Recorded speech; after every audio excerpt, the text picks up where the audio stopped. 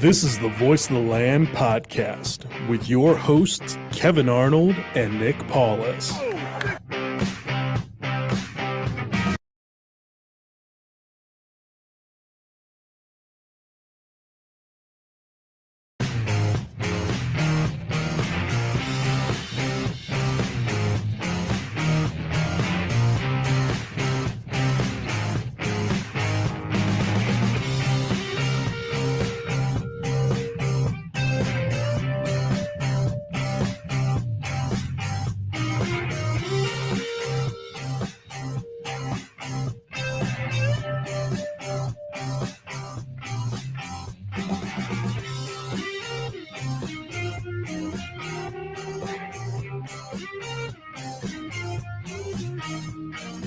Construction LLC. Reach out to them for all your concrete construction needs. Either reach out to our buddy Tyler LaFrada directly by email, tylerlafrada@gmail.com. That is tylerlafrada@gmail.com, or by phone 330-217-4999, 330-217-4999. I'm one of your hosts, Kevin Arnold, and alongside me behind that proverbial glass, our producer extraordinaire, Peter Tulip. Peter, how's it going tonight? I'll be going better if I didn't make that little mistake at the beginning, but I know what I did wrong, so we're good. But I was trying to save you. You just say technical difficulties. That's all it is. You know, nobody has to take any sort of blame. It's just technology. I think we were looking to relive the CAF championship video again was the problem. Oh, that's all right. You know, hey, I mean, I can watch that over and over and over again. With what we've had to watch the last few years of the Cavs, mean, I'll watch that any day of the week, and hopefully the NBA draft on July 29th is the step in the right direction to get back to moments like that sooner rather than later. Now, usually, of course, I've already introduced my brother, Nick Paulus, but of course, he is on assignment. As we mentioned, he wouldn't be here this week.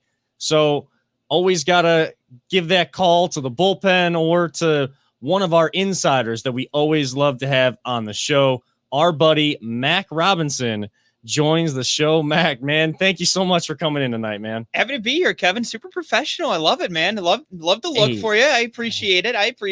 Hey, man, I'm just trying to get where you're at, man. I mean, I'm trying to get the assignments like Paulus, man. I want to get that kind of assignment. Oh, right. I mean, did you see everything he was posting? Yes, I did. Yeah, I did.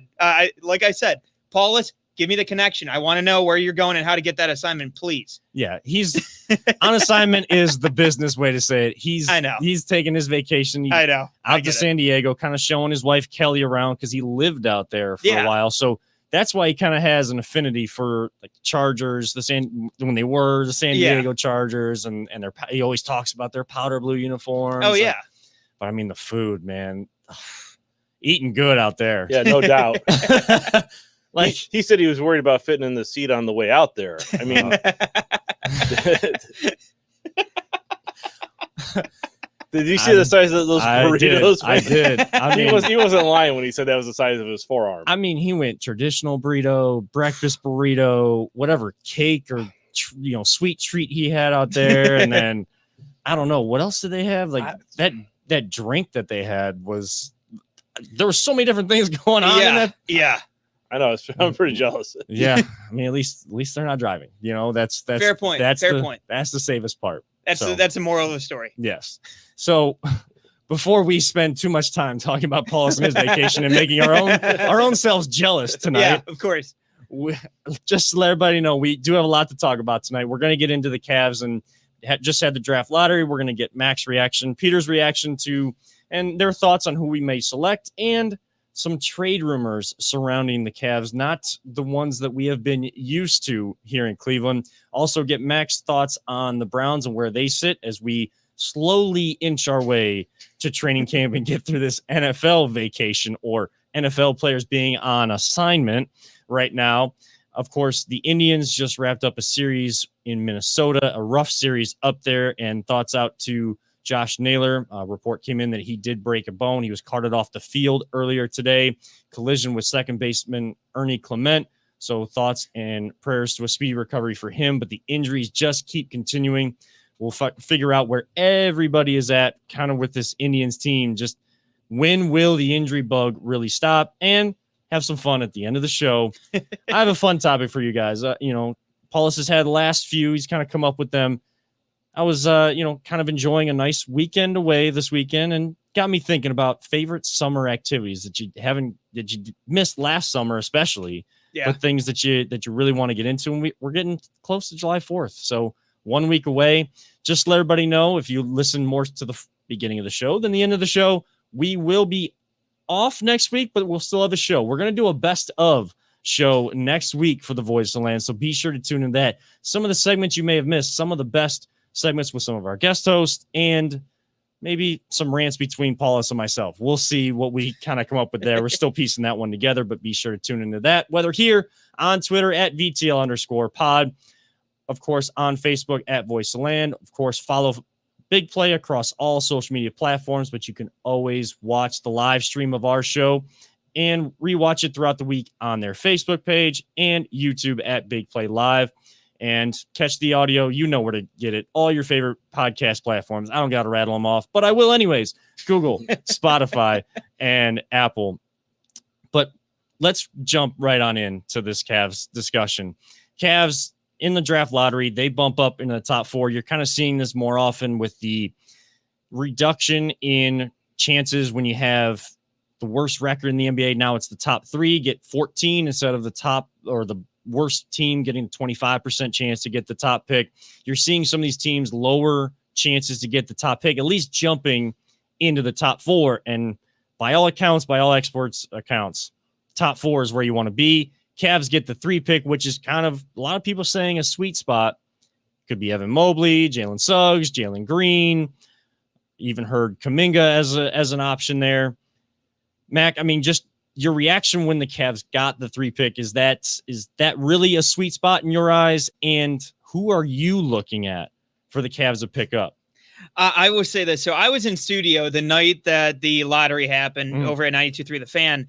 And for me, that big benchmark was, at least if you're in the top 5. If you're in the top 5, I think that you're fine. And, like you said, you have Kuminga, obviously Cade Cunningham going number 1. That would be the ideal scenario. But obviously it didn't go the Cavs' way in that sense. And for me, it was just getting into the top 5. That was a huge part. But the fact that they were able to get in the top 4 and able to get number 3 was massive for them, because, obviously you're not going to get Cade Cunningham, but at least you're going to get one of those top guys knocked off the board for you. So it's almost like one less option for Kobe to somehow find a way to screw it up. Right. But, I look at it as a win-win scenario for the Cavs, because I look at this as this is going to make the best sense for the roster going forward. And I know we're going to get into the Colin Sexton discussion here in a little bit. I'm sure. I'm sorry to take that away from you. Oh, no, you're good. But looking at this, I think that the way that this is going to work for the roster, I think that Jalen Green is the best fit for this team. I think Evan Mobley is somebody who can be a good center and who I think can be a great modern big, but also currently doesn't necessarily have that 3-point shot currently at this point. So I think that he's going to be somebody who, I think is going to be a great pro, but I just don't think is the right fit for the Cavs currently, because you have Jared Allen. I do still think that you need that stretch 4, but I just don't think that that's on the roster, and I don't think that that's going to be Mobley. But I like Suggs, and I think that he's a great player.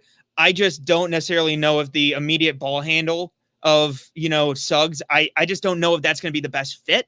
I think that he can be a good player on the Cavs. I just don't know if he's the exact perfect fit for this team. Whereas Jalen Green, I look at, he comes in, he's immediately your starting 2. And I think that you have Darius Garland, who was excelling as a passer and a distributor last year, towards the end especially. He was finding his shot. So I think he's going to be your point guard of the future. Okoro was developing towards the end of April and May. And I think that for him, I think he will be your 3. He will be your bona fide defender. He's going to cover whatever other team you're playing. They're number 1.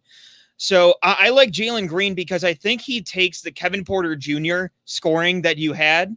I think that he takes that without the off the court concerns. And I think that he's somebody who is still developing. He's also a few inches taller than Porter Jr. as well. So I think he's a better fit on the wing. And I think that overall, Jalen Green is going to be the best fit for this team going forward, especially as the offensive scorer on the Cavs team that finished last in 3-point percentage last year.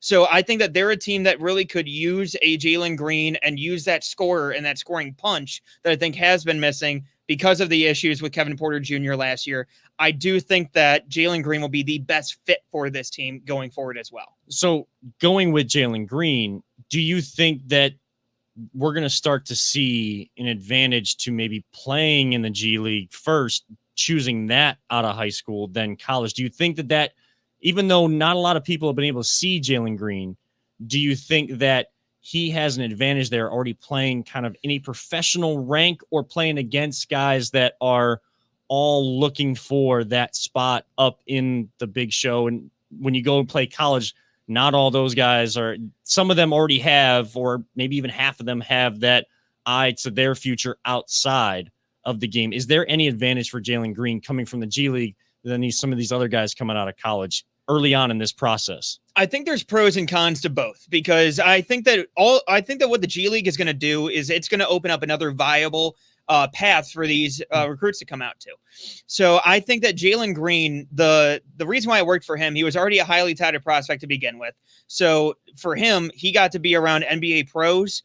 Jared Jack and Amir Johnson were on his team. Now, obviously, they weren't great NBA players per se, but at the same time, they have that veteran leadership and they have that experience that they can go ahead and have Jalen Green be able to use for the rest of his career.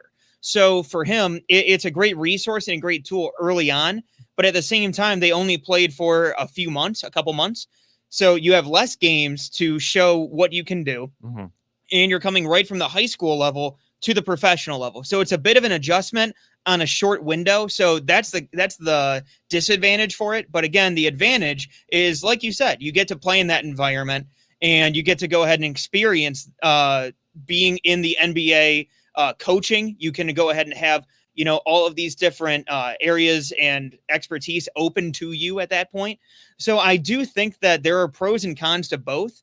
But I think that what this does is it opens a viable option, at least, for these different recruits to come out to and not necessarily be forced into the NCAA. What's the word I'm looking for? The NCAA transfer portal. Yeah, basically, kind of like the NCAA environment, kind of like their bubble. And basically how they set everything up. And, yes. There's all that stuff going on now about, student athletes being paid or being able to, get money off of how they're basically being used to promote college sports, and yet they're not going to see anything from that. And then they get in trouble when they try to, put themselves in a position, because their education's being paid for and everything, but they don't have money for everything else. That's a deeper conversation as these court cases go on. But the NCAA, there is a wide range of schools that are in the NCAA and players that are trying to make a name for themselves, whether in football, basketball, soccer, what have you. And not all of them are going to go to the pros. Jalen Green is kind of in that pro rank. So, he's going to almost kind of be the guinea pig for this, because he's kind of one of those first ones that really is going to be a top pick and have a spotlight on him. See how a guy like that reacts out of the G League versus these guys coming out of college. Peter, before we hit a break here, is there a guy that you're looking at for the Cavs, or is there a player, is there some sort of skill set that you're looking for that this Cavs team needs that you're just not seeing as they just kind of go through and are only winning 20, 21, 22 games a season? See, Mac probably doesn't know this, but you should remember, I don't know anything about basketball. So when I look at the Cavs, I see, they need the next LeBron James because I loosely follow it. And listening to the games, a lot of times I'll listen to the games when I'm driving home from the show. Yeah. Something we talk about all the time. And it's, the problem I had with this year was they seemed like they just couldn't finish. They'd get to the end of the game, they'd be up or just right there, and then they would just, the end of the fourth quarter, they would just crumble. Yeah. Like this just ran out of gas. So I'm not sure what they need, but man, they need something. Yeah. I mean, what you're saying is I know we're not going to find the next LeBron right away. But you need that kind of player that's going to be able to go get theirs, help others, and make everyone around them better, and kind of be a centerpiece of, that if a team is struggling offensively, maybe even defensively, you can go to that guy and any sort of scoring drought can be ended by that guy on the floor. Is that Jalen Green? Is that Jalen Suggs? Is that Evan Mobley? We'll get into that a little bit more on the other side of this break. I'll let you guys know who I want while you're watching the show right now, or if you're listening or watching on replay, reach out to us at Kevin7, at Mac Robinson 95, at LPV Productions, at VTO_pod, wherever you want to, on Twitter. Have these sports conversations. Who do you want? We'll get the poll results we posted as well here on the other side of the break. You are tuned in to the Voice of the Land here on the Big Play Network. Whether you're looking to hire new talent or start a new career, Vector Technical has you covered. Vector Technical is a 28-year-old staffing firm that has helped thousands of job seekers advance in their career with reputable partners throughout Northeastern Ohio. Vector Technical is more than just a temp agency. With an above-average hire-in rate of 1 in 4 candidates, Vector works hard to connect the right person with the right opportunity the first time. Vector Technical hires for skilled manufacturing and light industrial work and is sure to have a career that you've been looking for. To learn more, visit our website at www.vectortechnicalinc.com. Welcome back inside the Voice of the Land here on the Big Play Network. Kevin Arnold alongside our special guest host, Mac Robinson, and, of course, our producer extraordinaire, Peter Tullett. And before we hit the break, we were talking about Cavs 3-pick coming up on July 29th, 2021, NBA draft. Who do we want? We know that Cade Cunningham is pretty much, if all but a lock to Detroit. I mean, pretty much he's only going to meet with the Pistons. He said he was only going to, the report was he's only going to meet with the team with the number 1 pick. So, well, and not to mention too, I mean, the Detroit fans, and you know this, I have family up in Detroit. Yes. I constantly will follow along with different Detroit fans. Sorry about that. But different Detroit fans, and they've already got the great nickname for him. It's the Motorcade. And so at that point, it makes the Motor City with the Motorcade. The Motorcade, it makes so much sense that if they don't, I'm gonna be upset. From a nickname standpoint and everything, I'm gonna be upset. Motorcade rolling through the Motor City. I mean, taking them to places they haven't been in a while. That fits. I haven't heard that yet, but I've also, haven't really been connected with over the weekend. So, I haven't even caught up with our poll results, which I looked up in the break. That's the first time I've actually been looking at, because we posted on our Twitter page our poll of the week, sponsored of course by Vector Technical. Right person, right job the first time. Cavs of course got the 3 pick, assuming Cade Cunningham, Motorcade, goes to Detroit. Who is your guy at 3? And we had a lot of votes came in, and 39% Jalen Green. The other options we had were Evan Mobley, Jalen Suggs, and of course did leave the option open for other. The confetti at I Carry Nunchucks responded to us, because we did say to comment below that he said he wanted Jonathan Kuminga. He wanted an athletic forward. But Jalen Suggs was second in the actual voting at 30%, and then Evan Mobley 28%. So it's pretty close amongst the viewing audience. Mm-hmm. I mean, the guy I really like is Jalen Suggs, but that's so difficult to say for this team because we've gone guard. It's either guard, or center. Right. There's nothing in between. The guy that's really in between, you can't get. The closest to that would be, like you said, Jalen Green. Yeah. If they really have their eye on Jared Allen as their center of the future, that was one of their centerpieces of that trade. Pun intended. Pun intended. Pun intended. Absolutely. You know it. Hey, we always used to say words are hard, but oh so fun. Absolutely. Gotta have fun. fun with the puns, right? Oh yeah, man. But I mean, honestly, Evan Mobley, I watched a little bit of USC. I can't say that I watched a lot, but they're on the West Coast. Mm-hmm. Watched them in the tournament. The Mobley brothers working together just seemed to be a good pairing. Yeah. I'm not saying the question is, can Mobley play without his brother, but what can he be on the stage? And you may already have that guy anyways. Again, if this front office really liked that they got Jared Allen in that trade, why would you go Evan Mobley then? Or do you want to go with the, like the two centers in the middle? Do you want that kind of length? I don't know if you need that. You need guys on the wing. You need athletic guys on the wing. And I think out of those three, Jalen Suggs, Jalen Green, and Evan Mobley, the guy you would go to is Jalen Green. If that is the guy, though, boy, you have to hope that Houston goes Mobley. Yeah, and to be quite honest, I think that they do go Mobley, mainly because I think that Mobley is, as many have called him, the great modern big. With what you're looking for out of Mobley, he's somebody who can run the floor, he can pass, he can dribble, he can distribute. He's somebody who can really be a threat at all levels. Like I said, the only thing is just he's working on that 3-point shot. Yeah. He only shot 30% this past year. So I think that Mobley is somebody who's a viable option. If the Cavs took him, I'd be happy. The only problem is just that it's going to take him a little bit of time, just because, keep in mind, Darius Garland is 205 pounds. Evan Mobley's 215. So he's going to have to put on some weight, and I don't doubt that he's going to be able to. Right. But at the same time, I've seen and heard some people saying that maybe early on he can be almost that Chris Bosh type of 4, where he can be that scorer on the outside a little bit, but he can also kind of go low. My only problem with that is that in today's modern NBA, where it's all about spacing, Jared Allen really doesn't provide that on the outside. Right. That's not what he's meant to do. So that's why I just don't think it's a good fit. And Kuminga was the other one that was thrown in there too. Yeah. Kuminga I like, but the problem is that he's not 19 yet, which is phenomenal. But the problem is that he's really raw at a lot of spots in his game. Now he's very coachable. He's good on defense, but the scoring I think is going to take a little bit of time.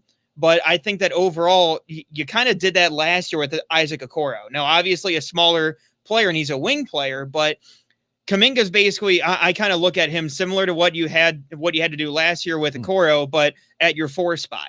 So I look at it as, like you said, between Suggs and you got Jalen Green. I think Jalen Green is, out of the two, obviously, I think he is the traditional wing. He is the guy who's going to be able to score on the outside. He'll be able to take care of the ball and really be able to be your go-to scorer, where, like what Peter was saying, where coming down late in the fourth quarter, it just seemed like the Cavs kind of evaporated.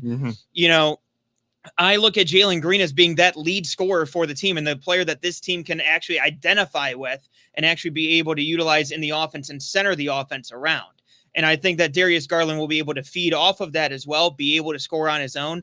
I just think that Jalen Green makes too much sense for this team. And other people have said, if you didn't have a Cade Cunningham, then, Evan Mobley in most years would be a slam dunk number 1 overall pick. Jalen Green would be a slam dunk number 1 overall pick, and he would have the highest upside. But again, just because you have Cade Cunningham, who's a potential all-pro, right, then, you're going to have Cade go number 1. So Jalen Green is somebody who I think makes so much sense and I think has the upside that you need to absolutely justify taking him there. Yeah. And now looking at this draft, I think Houston is, even if they take Mobley, they're in the driver's seat in this draft because Detroit has the easy option at number 1. Right.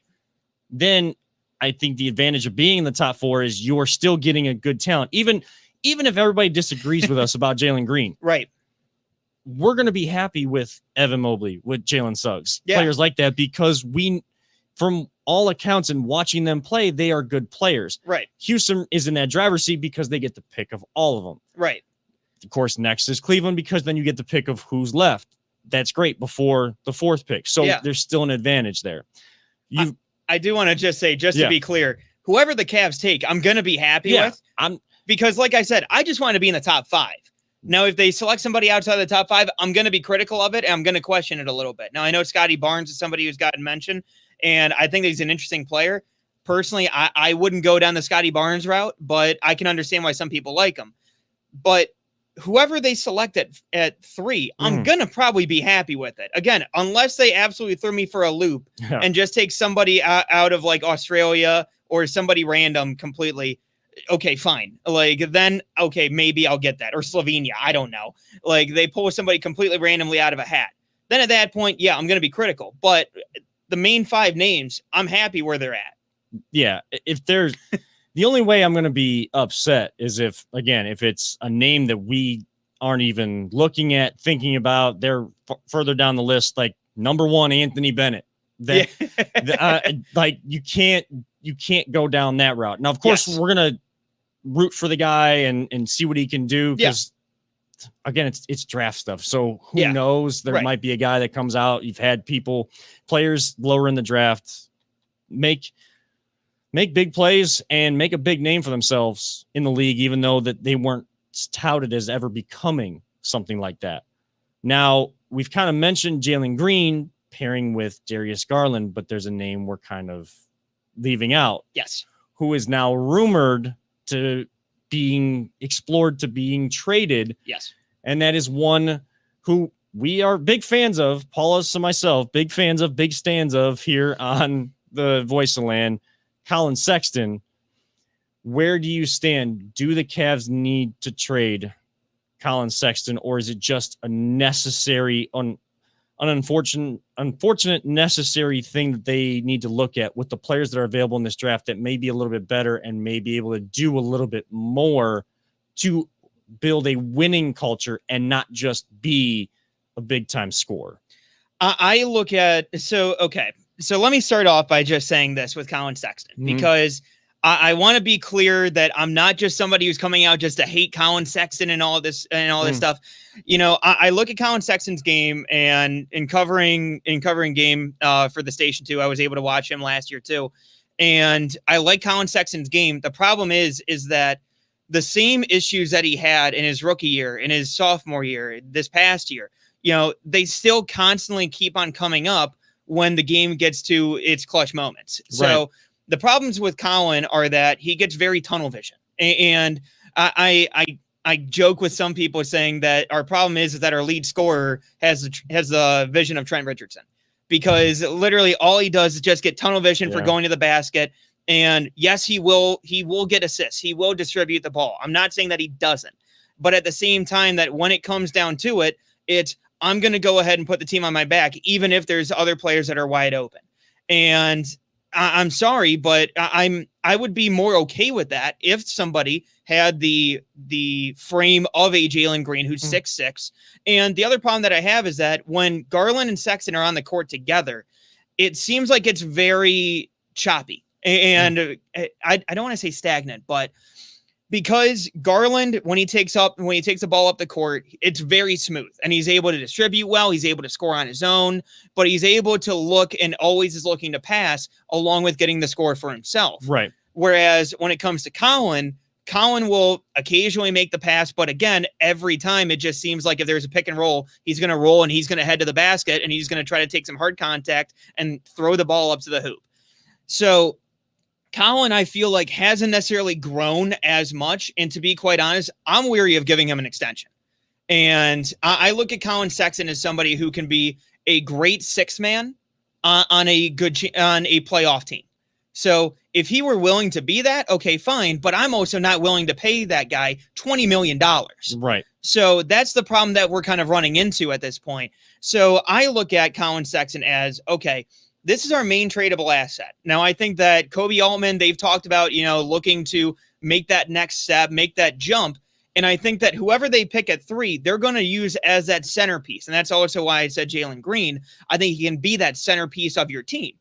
So at that point, I would trade Colin Sexton. I would trade your 2022 first round pick. Hell, if I need to, trade your 2024 first round pick and go ahead and see who you can bring in. You have Taurean Prince on an expiring deal. You have the Chetty Osman money, who, if somebody's willing to take that, please, God, take it. And at the same time, you still have the Kevin Love situation, but at the same time, I think that'll take an asset to move off of as well. But the way that I see it, you take Colin Sexton, you take first round picks, and you move it for somebody, move it for a potential star that may be disgruntled. So I look at, and this is just one situation.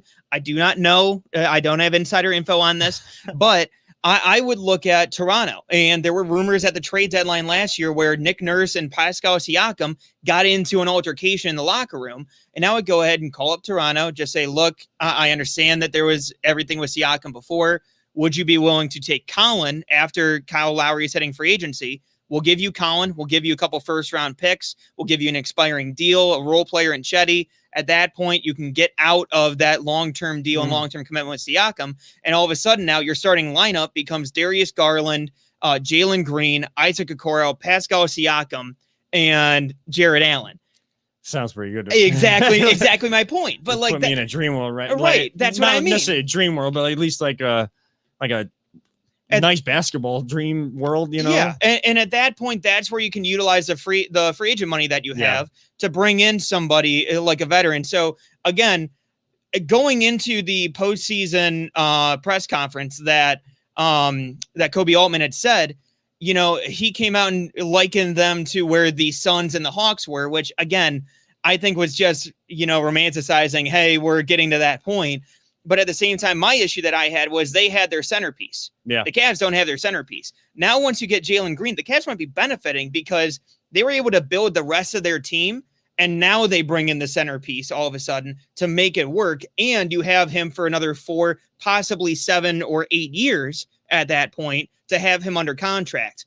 So I look at it as you bring in your centerpiece. And then you can bring in the veterans like what Atlanta did last year, bringing in Danilo Gallinari, bring in Lou Williams, and bring in a few other veterans. And all of a sudden now, this Cavs team makes a lot of sense, which is something that I haven't really been able to say for a while now. Well, and that also goes to what Kobe Altman has been saying is they want to expedite this process of rebuild and getting to competition level, competing for not just the 8 or the play-in tournament, whatever they're doing now in the NBA. Right. I mean, that is becoming the new NBA purgatory. They're trying, what he is saying is they're trying to compete for the top and be a winning organization again. Yes. I think part of that is they're still trying to prove that they can do it without LeBron James specifically, not a guy like LeBron James himself. Mm-hmm. But in terms of Colin Sexton, all I'll say is, yes, I am a fan of Colin Sexton. But I understand if they trade him away. Will I like it? No. But I'm not going to, like I do with Space Jam on the show, I'm not going to pound the table and say that we need to keep Colin Sexton because I understand the business. If they keep Colin Sexton and extend him because of a lot of the fans on Twitter and out there in Cavs universe that are big Colin Sexton fans that are saying you got to keep him, he's got to be here. If you're doing what the fans want, then that's when you go end up sitting with them. That's the common adage. You do what the fans want, you end up sitting with them. Yeah. And not in a job that you are meant for or supposed to be in a professional sports organization's front office. So it just looks like the two guys that I'm looking at, Jalen Green, Jalen Suggs, you're looking at Jalen Green.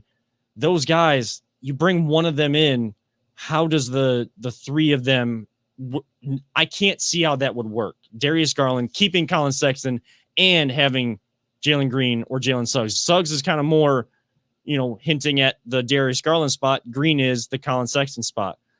I think it's time you may have to split up Garland and Sexton and get rid of this stupid Sexland thing that's going all over the place. Look, man, and I will say this, I am going to be disappointed to see Sexland go. I'm going to be terribly disappointed to see Sexland go. But at the same, it needs to hey, come on, man. It's fun. It's fun. I love it, man. I love a little bit of fun. I know. It's fun. But it's fun to a point, but then people take it too far, and everybody always takes advantage of those things. Of course. But I mean, you can only do that in Sexland. But at the same, this is a family show, all right? I never said it wasn't. But Just at the same time, though, I will say I do disagree to an extent with the Jalen Suggs, Darius Garland breakup, because I do think that Suggs can play a little bit off ball. But I just think that it's a little bit more of a quirky fit between him and Garland. I think Garland is a good distributor, and he can be somebody who can lead up the court. Not to say that Green isn't, right? But at the same time, I think it's a little bit more of a natural fit between the two. Natural 1 and 2, even though it's positionless basketball, right? It's a little bit more of a natural connection. Yes, on paper. Again, on paper only leads you so far, and but I'm looking at, you got to pick a guy. I don't want to trade for a veteran unless you're adding to what you pick up in the draft. That's where I'm at with that. But another team that on paper looks like they can do a lot, the Cleveland Browns. We're going to get Mac's thoughts on them here on the other side of this break. But be sure to tune in to this break specifically because we keep talking about it. You want that Voice of Land gear.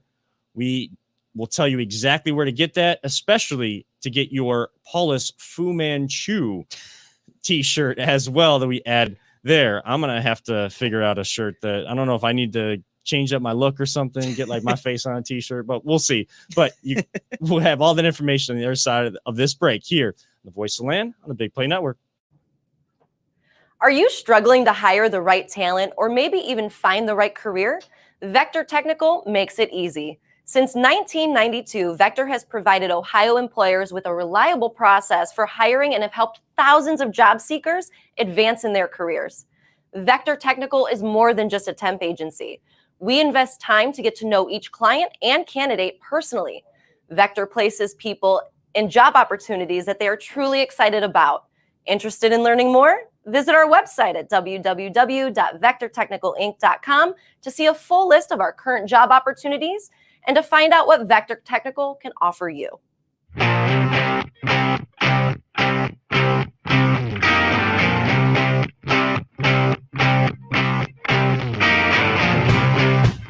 Get your gear at voiceoftheland.com/shop. Welcome back to the Voice of Land here on the Big Play Network and partner with LPV Productions. Kevin Arnold alongside our special guest host, Mac, in his somewhat Mac corner that we try to set up for you, filling in for Paulus, who's on assignment this week. Are you liking your version of Mac, the Mac corner over there? It feels nice. It feels nice. I'm not going to lie. You guys were accommodating. I appreciate it. It's nice. I appreciate it. Those that didn't tune into the Ohio Media School All Sports Cleveland network, of course, Mac, we used to do a show, Mac Corner, which came from our draft coverage of the 2018 draft when one Baker Mayfield was selected for the Cleveland Browns. And Mac was rattling off those stats and information on all these guys. Like he is one guy to go to, especially during draft time and throughout Brown season, football season, NFL. Of course, follow him at Mac Robinson 95 on Twitter. You'll get all that information on there. But we kind of stuck him in a corner at the restaurant we were in, and then people were trying to sit in his corner the next day, and was not having it. Just took off from there. Yeah, you weren't having it at all. Just took off from there. So, and of course, behind that proverbial glass, as we say, Peter Telep is here as well. And we went to break, of course, kind of talking Cavs, but we got the NFL guy and the Browns guy with us here tonight. And just a couple questions for you, because there's really not a lot going on. Tight end universities going on right now with all the tight ends in the league, but there's not a lot of storylines. Everybody still is going to the Baker contract. Will it or won't it happen? What are your thoughts on, will the Browns actually do it, or should they do it this offseason? And in addition to, with Baker, there was an article out today by Terry Pluto, I believe, of Cleveland.com, Cleveland Plain Dealer, of course, those days as well, basically calling, I haven't read the whole thing, but it was basically calling Baker Mayfield a system quarterback, but that's okay for the Cleveland Browns. Should the Browns extend Baker, and are they extending a system quarterback or not? So, okay, I'll start off by answering the will they and should they this offseason? And I say the answer is yes to both. Mainly because I think that for Baker, he hasn't had, obviously we've known this, but Baker hasn't had the same coaching staff until this year, going in back-to-back seasons. So I look at it as Baker's second year. This is really his second year in development. You know, I almost look at his sophomore year as a negative year. So it almost subtracts a year, basically. So it brought him back to square one. So I look at it as, yes, you extend Baker. Basically, I look at it similar to the Myles Garrett situation last year. So Myles obviously had his incident with Mason Rudolph, had his suspension, and they ended up extending him, giving him the largest guarantee and the largest contract for a defensive player in the history of the league. And that lasted about 4 days until Joey Bosa got his extension. So basically, I look at this as, if you go ahead, get ahead of this, all of a sudden your record deal becomes, cheap by the time that you get 2 or 3 contracts down the line, especially when we're talking quarterback. So I look at Baker's contract. I think that they're going to extend him. I think it's going to happen here relatively soon. And I do think that it will happen. I do think that they should extend him. Now, as for the Terry Pluto article, I didn't get a chance to read it. I did see it. I just haven't got a chance to read it today. Yeah. But the whole system quarterback moniker for Baker, I can understand it, but I will say this. I don't think that that's really a knock on him. Right. There are certain ones where, a game manager or certain things that might be a knock on certain quarterbacks, mainly because, they might not necessarily be aggressive. But a system quarterback, all that tells me is that you have good coaching, because your coaches are adjusting their system to the quarterback and his strengths, which is what you're trying to do. Right. I mean, unless we're trying to put our quarterbacks in the worst situation possible, like we did since 1999. Yes, exactly. Before Baker. Well, yeah, and Kevin Stefanski, Coach Kev. Right. Yeah. So I look at it as, it's not really a disappointment, for Baker. And I think is a system quarterback fair, but I also think a system for your quarterback should be what we aim for at this point. And it shows that Stefanski and the rest of the offensive coaches, Alex Van Pelt, all of those guys have really been building that offense to make sense for the personnel that they have. They have Nick Chubb, they have Kareem Hunt, and they have obviously Odell and Jarvis. I look at the offense and think it makes sense for what they're trying to do. Now, the other part of this too is that people have brought up, the run game, everything like that. I look at it as by the end of last year, you saw that they leaned on the run game heavy in the first part of the season, mainly because Baker was getting adjusted to it. It takes a while. It took Kirk Cousins a year and a half to get used to it. It took Baker 8 games and no offseason. So all of a sudden, by the second half of the year, they were expanding the passes more. They were expanding the offense more, letting Baker do a little more, give him a little bit of a longer leash. And you saw Baker be able to take advantage of that. And so I think that you're going to see that next step from Baker this year, because again, it's another year. You give him a full offseason with him being able to be around the coaches as well and around his teammates as well. I think that this is going to be another step for Baker Mayfield. And so I do just think that you go ahead, get that price tag low now while you can, before Josh Allen and Lamar Jackson, who have proven, at least in the NFL, that they can be successful. They can be successful with their coaching staffs. And Baker now, if you get him in year 2 and he's able to take that next step, all of a sudden now you're going to have to pay him alongside those numbers instead of maybe getting him for a slight bargain if you put your trust in him and go ahead and pay him first. Yeah, and I mean, you brought up and you talked about how a system quarterback is not a bad thing. And we talked last week, Paulus and I talked about how Baker and the Browns, the extension needs to get done. I mean, he's the guy, everybody that in national media that wants to keep, throwing stones and just trying to get clicks and likes and get the trolls out there and troll everybody else. And they know Cleveland's going to respond to it. They're trying to get everybody to retweet their stuff, and they know Cleveland fans will. Right. Baker Mayfield's polarizing. It just comes with the territory, but just keeping everything in house. He's their guy. Extend him. And like you said, I mean, doing it this year, he can set the market. And then, if you got what you think you got in that guy and he continues to show it, now, as you said, bargain on the market. In terms of system quarterback, Baker, of course, gets lumped in with what he did at Oklahoma, quick out of the shotgun, having those tight ends. Well, the Browns have the tight ends. They have running backs that can, help him out of the backfield. They have playmakers on the outside. Baker can make all the throws, but if, things break down, they have the plays in place, as you saw. And I go back to that Jarvis Landry play in the playoff game where a short little pass, you let your playmaker make the play. So a coaching staff, like, how crazy is this in the city of Cleveland? A coaching staff taking the talent they have and building an offense and a system around them. Yeah, if you want to call Baker Mayfield a system quarterback, then that's fine. And I think Terry Pluto was saying that exact same thing that you just said. System quarterback, and that's A-okay. It doesn't have to come with any sort of negative moniker anymore. If a system quarterback is doing what you need them to do and is helping lead you into possibly beating who won the AFC, you were that close to beating them. a guy can do something like that in year one under that system when his confidence was just being reboosted and he was finding himself and then finding how he can utilize elements of the offense to best fit his skill set. Coming off of that into this year, now all of the offense is back together. The coaching staff is back together. The weapons are still all around him.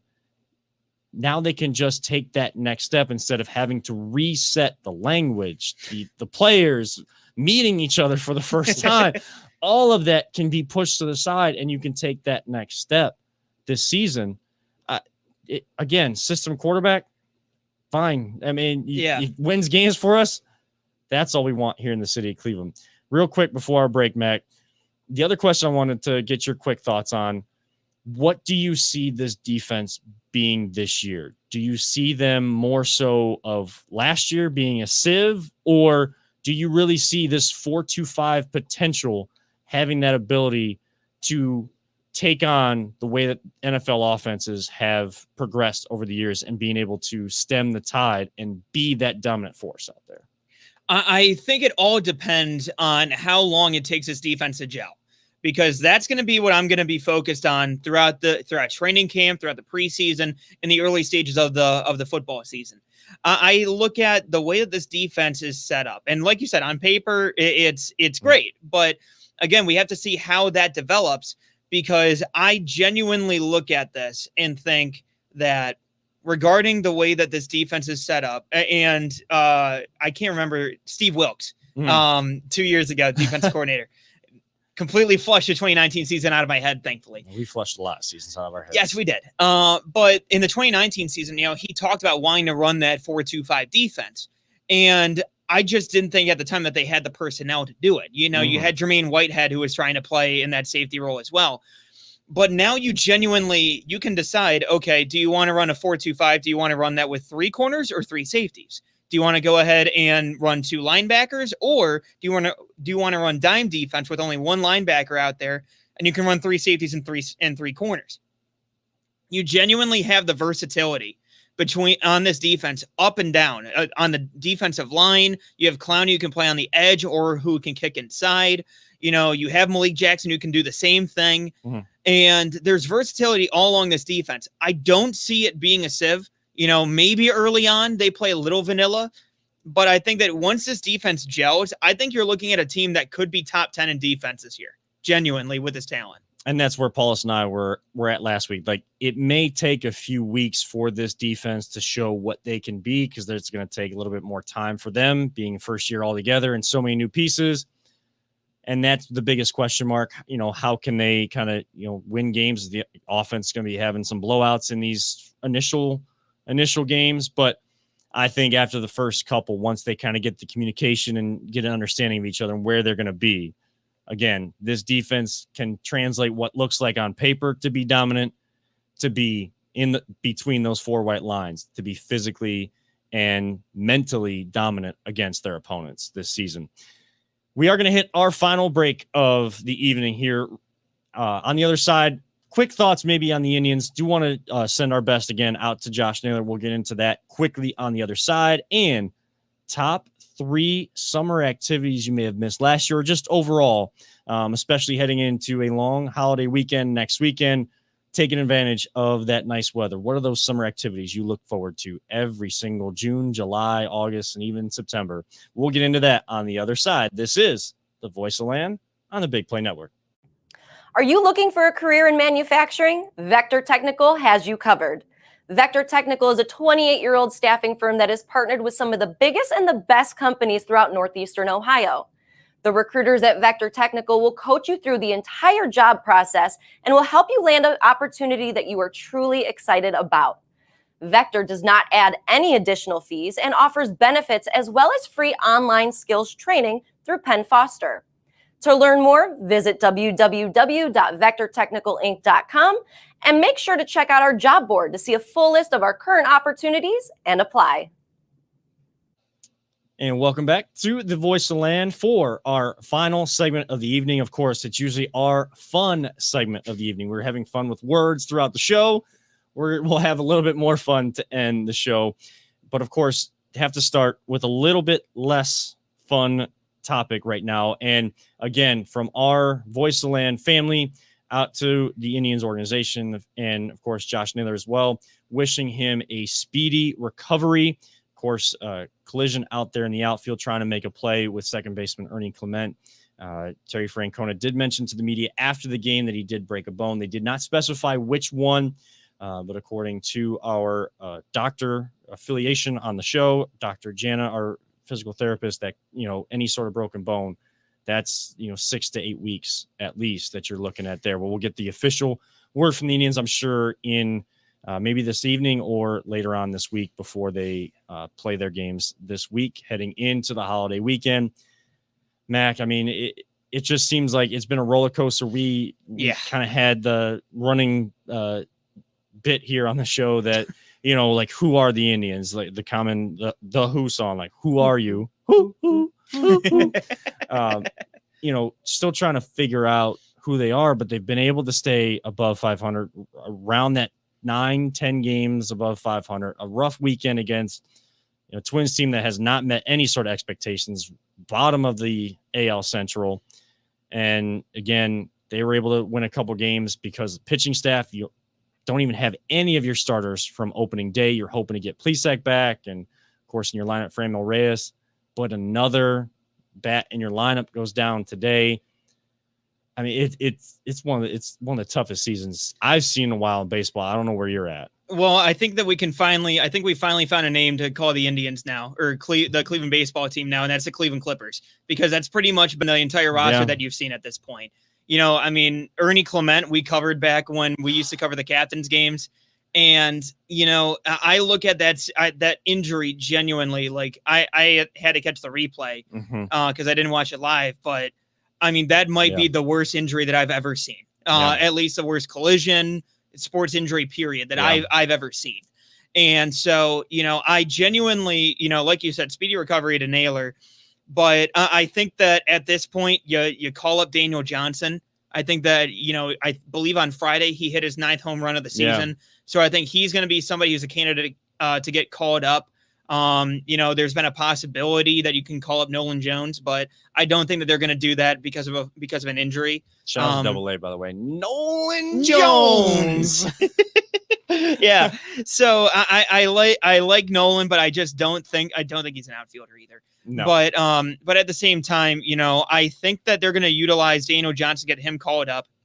But I also think that, once Luplow gets ready to go, I think that all of a sudden, I think he will be somebody who can get or at least get moved to the 10-day DL. I know he got shifted before. Yeah, he got shifted to 60, but I mean, I don't know. I didn't even realize that he was, on the, you're going through so many injuries. You forget about the ones that started the season.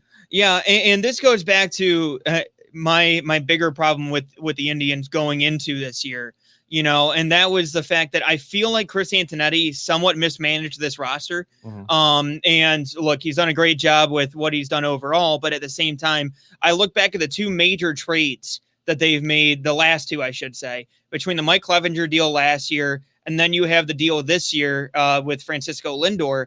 And the two biggest issues that I have with it is that, you're at least when it comes to the organization, you really don't develop your own outfielders. The Indians haven't really developed an outfielder that I can remember. Your best ones were coming from trades and prospects that came from other organizations.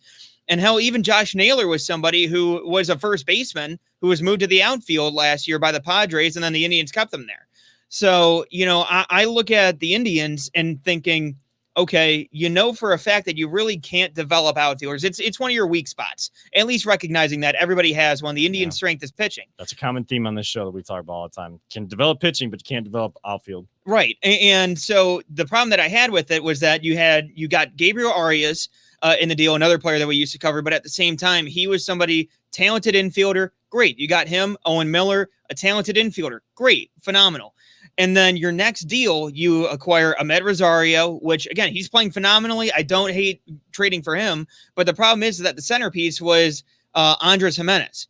And so at that point, you have another middle infielder. I'm okay with getting those top guys if they're in single A and you have time to develop them into outfielders or develop them into other positions. But if they're major league ready, you're not going to switch them. You're not going to have them switch positions that got them to that point. Right. So I just didn't understand the roster construction behind that. I can understand getting the pitching and everything like that. But when you're getting all these middle infielders, and on top of that, you still have Tyler Freeman, who's coming up. He's obviously been dealing with a sore shoulder these last couple of weeks. But, at the same time, these players, it's all of a sudden now you're seeing the issues. You have Owen Miller, who came up for a little bit. He couldn't hit, but also he was kept in the infield. Again, you have Eddie Rosario, who you're focused on. You're now trotting out Bradley Zimmer, the 7th-year senior at this point. I look at the way that this roster has been constructed, and I just think that it's flawed. And look, like I said, Antonetti's doing the best that he can, but when that's one of your star pitchers and your centerpiece shortstop, you got to do better than getting just a bunch of infielders that are major league ready. Yeah. I mean, Peter, it's turned into from us kind of joking around, like, who is this team really going to be? Will they actually contend or not? To, I mean, really, like, who are these guys? Because we're trying to learn about them. Mac and I covered the captains, so we've kind of seen some of them. But now we're just trying to put guys in random spots just to get their bat up here.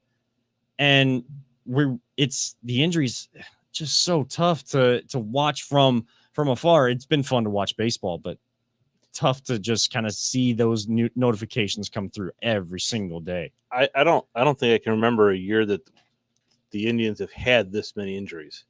I mean, I can't really think of a team that's had this many injuries. I mean, the pitching, our pitching staff is decimated, and yet before the show, I went through and I looked up June, and I think they're 12-9 in June.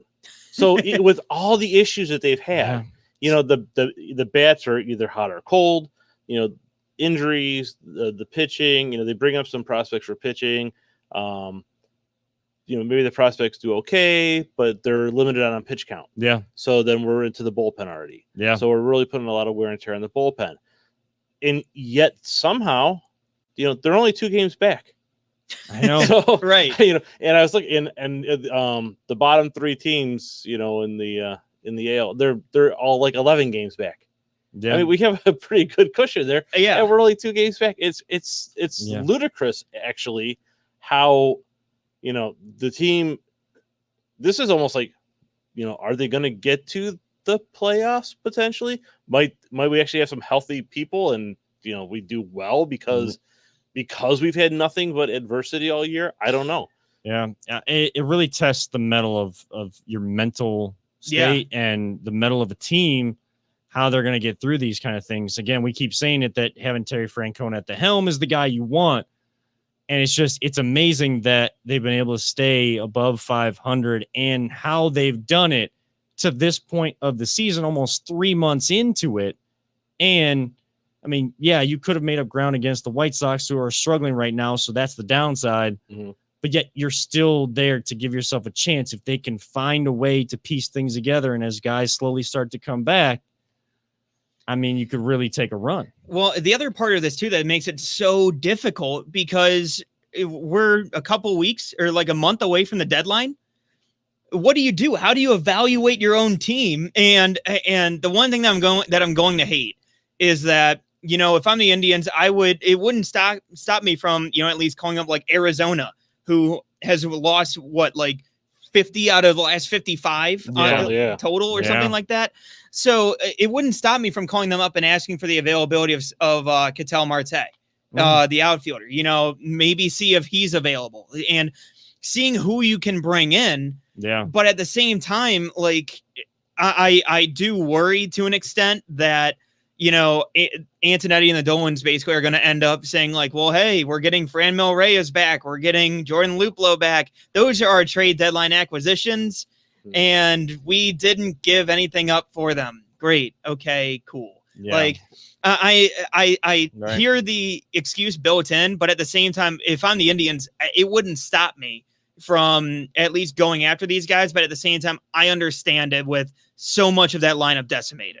Yeah, if they see the writing on the wall that their contention time is kind of up and their window's closing, then you're going to see something like that. If they're really looking to contend, they're going to at least call to other teams. And again, not looking for a Hall of Famer or an all-star, a viable, above average Major League Baseball player that is not on the track of going between AAA and major leagues, like just a viable, above average Major League player that you can put out there that is going to be consistent for you moving forward. Can I just say, I wish he wasn't a rookie, but Cedric Mullins for the Orioles, he has played so dang well. And he's batted above 300. You know, he's got a ton of steals. He's got home runs this year, plays phenomenal center field defense. I wish that we had that. At least a combination of the two, you know, Right. At least being able to produce on offense from a center fielder, but clearly we don't have that this year.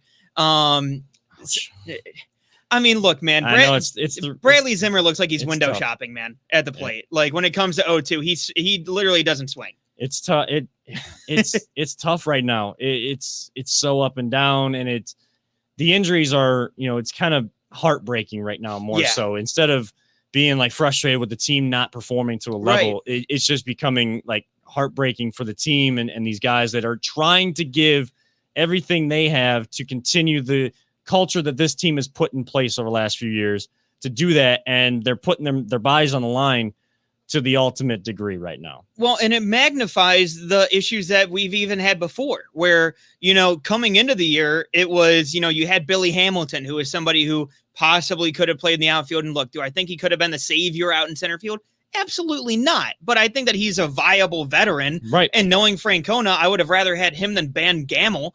But the problem is that, you know, all of a sudden it became, all right, who's it going to be between Bradley Zimmer and Oscar Mercado? And in the span of a week, it became neither of them. Yeah. And that was the biggest issue that I took. And all of a sudden, then you send Ben Gamel down, you send these other players down. And now all of a sudden it becomes, now you've lost Josh Naylor. You lost Jordan Luplow already. And Bradley Zimmer is playing decent, like not great, Right. but I mean, viable playing defense. But again, when your catcher isn't giving you anything either, look, and I'm not saying that you have to have a catcher batting 300. Like I know some fans think coming into the year, I remember we got a caller because he was complaining about Austin Hedges as the backup because he didn't have as great of a bat. Like you're not getting that out of a catcher. You're not No. going to get that at all. Means have always been defensive catcher over offense. Exactly. All And so that's why I look at it as, you know, this is a team that these injuries are bad, but what it did is magnify the roster construction of this team and the issues that you had going into it to begin with. You were relying on Mercado. You were relying on Bradley Zimmer somehow figuring out what he hasn't over the last 5 years. Yeah. And getting healthy. And all of a sudden now, you know, you're bringing up Bobby Bradley, who I would argue should be up here. But now all of a sudden you're relying on him to be your offensive production. And I just look at this as this has magnified the issues with the Indians even more so. And I think that you just need to bring in outside talent. And I just don't know if they're going to do that. I don't know. Only time's going to tell. But to be where they're at as we're approaching the All-Star break is a miracle in itself right now. Fair point. That's kind of what you have to hang your hat on for right now with this team. But one thing that always gets you going with baseball games is when you get to go to one. That's always one of those favorite kind of summertime activities to go to is getting out to the baseball games, whether the major leagues, minor leagues, something like that, getting that hot dog and whatever, you know, the nachos or whatever you want to get there and just hanging out with people, kind of talking and watching some baseball in front of you is always one of those activities. I was kind of, I was back home, back in Piedmont, Ohio, back with the fiance this weekend. And we went to their county fair. So, kind of getting out for things like that couldn't happen last year. Fairs, festivals, getting the food, the rides, and, kind of seeing the animals this weekend as well. We were kayaking today. So it got me thinking. I know we're running out of time here and we kind of went over a little bit, but that's okay because we always do. Yeah. We'll make this quick. I'm on the show. You can blame that on me. Yeah. I will. Don't worry. I see the underside of this bus. It's okay. I get it. I'm fine with that. Right. It's all right. It always happens. You're good. It's the nature of the show. So, but just real quick, those top 3 summer activities that either you missed last year, you've been able to do, you're looking forward to the rest of the summer. I'll start off by saying you mentioned with the baseball games. I've been to a couple Indians games already. I'm planning on going to another one here in the next few weeks. And I the crowd there overall, it's phenomenal. I posted the video from the Indians game there too. The crowds were phenomenal. Everybody's into it, and it's just a nice environment to be back in. So I love the baseball games. I'll also say that for me, going to the beaches, whether it be Edgewater or going up to Menor, at least trying to catch, going to making a beach day basically, and being able to take in the water, everything like that. And then the one, or I guess I'll go with two. Sorry. I know you said three. I'll go one more. But but I'll say this: I love fireworks. Especially, it reminds me of, growing up, I always would look forward to the 4th of July celebrations and everything like that, which we're going to have coming up here soon. I always will look forward to those. And then the other one that I will say that's very underrated is the Cleveland Metro Parks, and being able to take in, a nice, for me, a perfect day is walking through the Metro Parks, through the trails in the Metro Parks, like 70 degrees, light breeze. Like, it's perfect, man. Literally, I can't think of a better day. Connect with nature and just reflect and reset. That's a great point. Like, I love to go to the Metro Parks and just do that every now and again. Peter, your top 3 summer activities. So normally one of them is, watching the Indians games. We don't get to go out to the games as much. Right. We'll go to captain's games. So I missed that last year because there was no season. But really, now with YouTube TV, and I can't watch the Indians game. So, same here. I listen to them sometimes on the iHeart app on my phone. Yep. Which, hey, I'm really thankful that we can do that, because for so long, they would black them out, so you couldn't do that. So I do miss that a little bit. But the beach, like, we don't go to Headlands that much, but we have a beach at the end of our street, and and it was actually, last year was great because, at the beginning of the pandemic, we would go down there for the sunsets, beautiful sunsets. Right now, because of erosion, like, I don't even know if you can find a place to park. There's only maybe a dozen parking spaces. It's just a small beach at the end of the street. But they have huge earth moving equipment there. So that kind of, hopefully they'll get that fixed and we can go hang out there, because it is kind of nice to spend time there. But the fairs, St. John Vianney has the festival every year, and so last year, of course, they didn't have it, and it's a typical church festival. You go, they got some games, they don't have any rides, but they've got things that the kids can do. They got live music, and it's nice to be able to go and just it supports the church. It's it's the community, and overpay for some hamburgers and whatnot, but it's but it's fun, and it's really part of summer.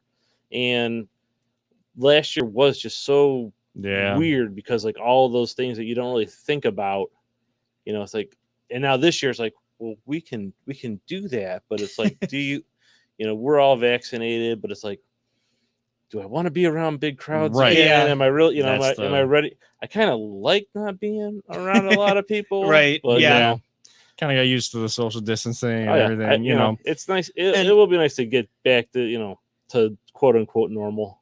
Speaking to that, actually reminded me, I almost completely forgot about the different cities' home days. Oh yeah. The home day celebrations. I remember growing up, that was always the mark of midway, through summer is going to the different home days. For me, I would go to the Independence ones, or the Broadview Heights area ones. So for me, I always looked forward to those, those celebrations and everything like that, and seeing all the friends, everything like that.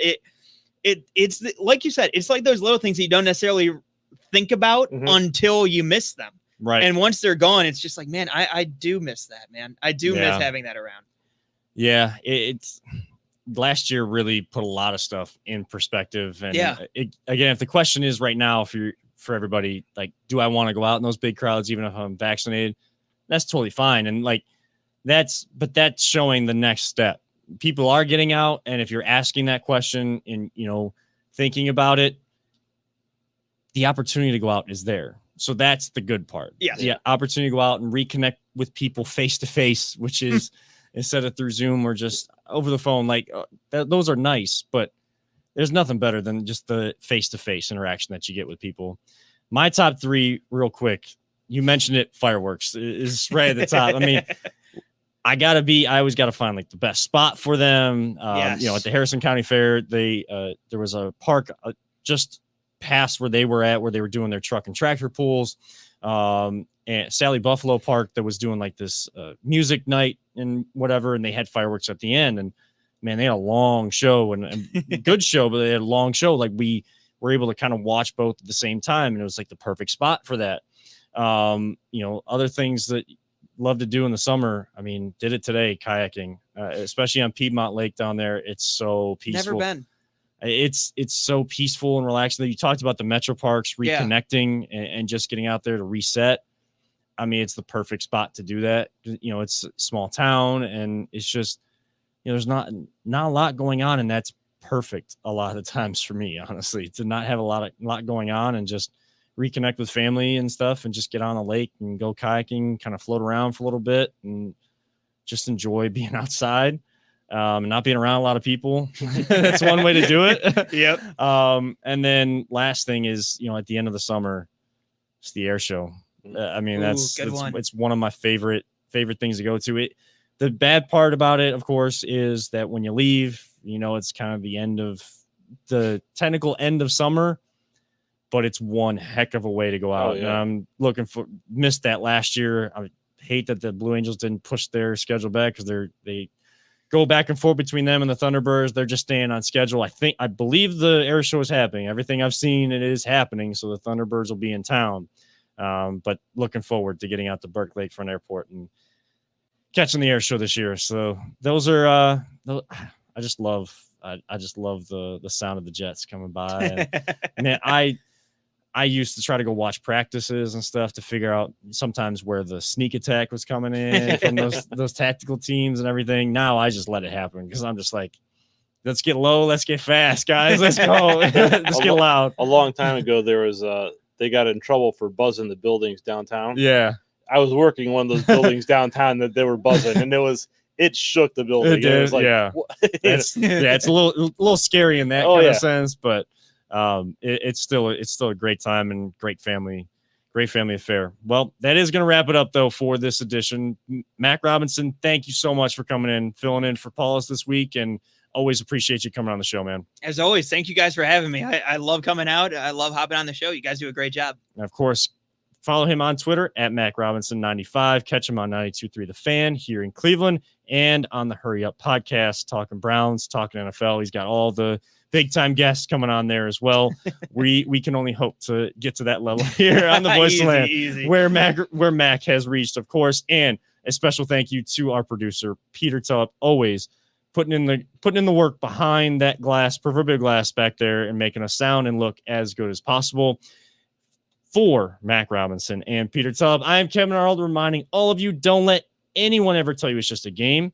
And we love you all. 3,000. We will see you in 2 weeks. Catch the Best Of show next week, but we'll see you in 2 weeks here on the Voice of Land on the Big Play Network.